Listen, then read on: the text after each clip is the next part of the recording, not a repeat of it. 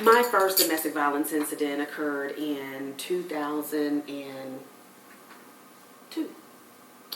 After my daughter's birthday party. She had just turned a year old. That was my first significant sign.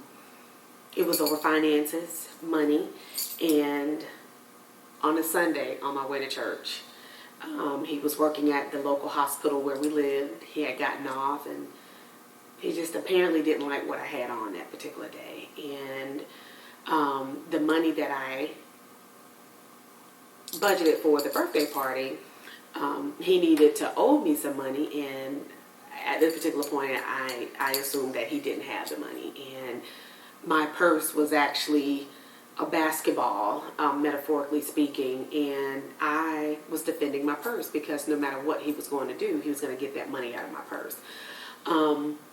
Later, I was on the ground and I saw bystanders or witnesses on their way to church but didn't stop because they too were afraid, as if what would happen to me if I stopped. And years later, I replayed this scenario over in my mind thinking, these are Christian people supposedly, and we're supposed to help our mankind, and I'm out here all alone, crying out for help, and people are just passing by.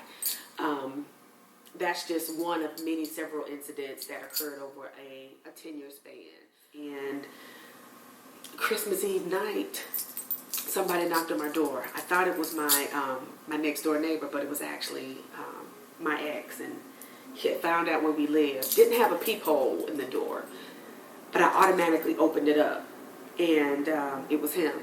And he tried to barge and push his way through, and he was drunk, he was high, and I guess he could just tell that there were things. I could tell that he was struggling with some things, and the mental capacity that he was at that particular time, I got afraid. Luckily, my daughter was asleep, but things didn't go too well.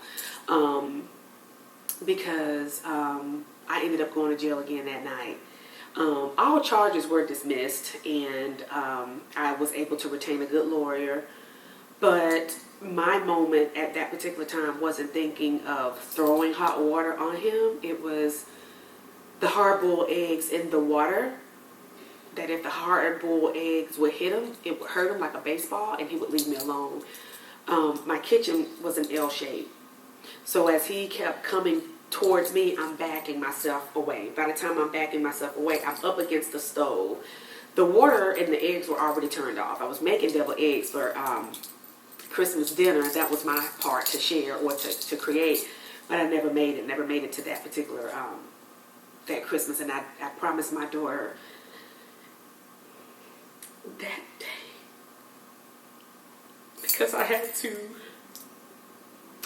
wake her up, and I had to tell her what Mom did. But I felt within my right that I was justified of doing what I did, not to really meaning to hurt him, because once I actually did it, I felt like this clump of lint that come out of my throat. Like, he's not going to mess with me anymore. It's done. It's over. And I broke my daughter's heart that day because we always had Christmas together. So it was like the ending of something great. And one thing I see is that those patterns, they're meant to wear you down. But I am a strong believer in God. I am a strong believer in also knowing that mistakes are learning opportunities, and just knowing to not go back to that mistake. It speaks volumes, and this is why I want to share this story, so that we can break this epidemic, break the silence, so individuals can speak up and speak out about it, because we have to break this systemic plague. Even just with our high school girls, our young adolescents, because we too are going to have to be role models. And that was my only stance. If I'm going to be a good role model for my daughter, then how am I going to change me so that she can see me for who she is, to be a better person? So it can be scary, it can be lonely, and sometimes things that you're doing, people may not understand. But as long as you know that you're doing what it is that's right, then continue to move forward. And that's why I want to share my story.